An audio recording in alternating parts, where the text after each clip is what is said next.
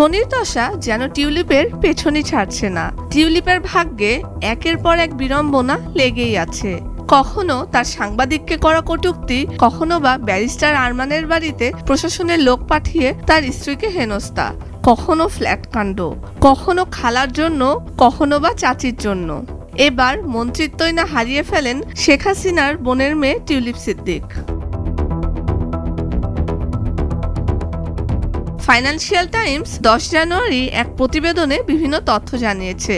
প্রতিবেদনে বলা হয় 2013 সালে নিজের একার জন্য মাল্টার পাসপোর্টের আবেদন করেছিলেন শাহিন সিদ্দিক। ওই সময় বিনিয়োগের মাধ্যমে মাল্টার পাসপোর্ট দেওয়ার কাজটি করত হেনলি অ্যান্ড পার্টনার্স।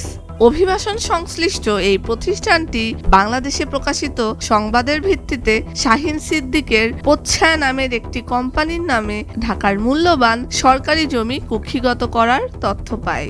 তার পাসপোর্টে তিনি আরও উল্লেখ করেছিলেন তিনি কোম্পানিটির চেয়ারম্যান, আর এই কারণে তাকে পাসপোর্ট দেয়নি প্রতিষ্ঠানটি। প্রথমবার পোচ্ছায়ার কথা বলায় পাসপোর্ট না দেওয়ায় 2015 সালে দ্বিতীয়বারের আবেদনে পোচ্ছায়ার নাম উল্লেখ করেননি তিনি। এবারে টিউলিপের চাচি দাবি করেন চট্টগ্রামের দি আর্ট প্রেস নামের কোম্পানির পরিচালক তিনি, যেটি 1926 সালে তার বাবা প্রতিষ্ঠা করেছিলেন। তবে এবারেও তিনি পাসপোর্ট পাননি। টিউলিপের চাচি শাহিন সিদ্দিক ও তার মেয়ে বুশরা 2015 সালে পাসপোর্ট পেতে যথাক্রমে 6,50,000 ও 25,000 পাউন্ড দেন।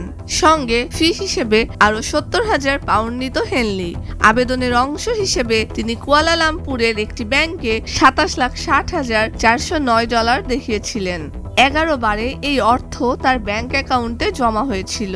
তবে এসব অর্থের উৎস কি ছিল সেটি স্পষ্ট নয়।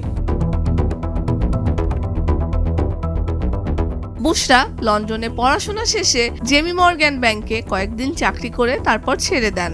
2018-তে উত্তর লন্ডনের গোল্ডার্স গ্রিনে 1.9 মিলিয়ন ইউরোতে 5 বেডরুমের একটি ফ্ল্যাট কেনেন তিনি। এই অর্থও তাকে তার বাবা মা দিয়েছে বলে ধারণা করা হচ্ছে।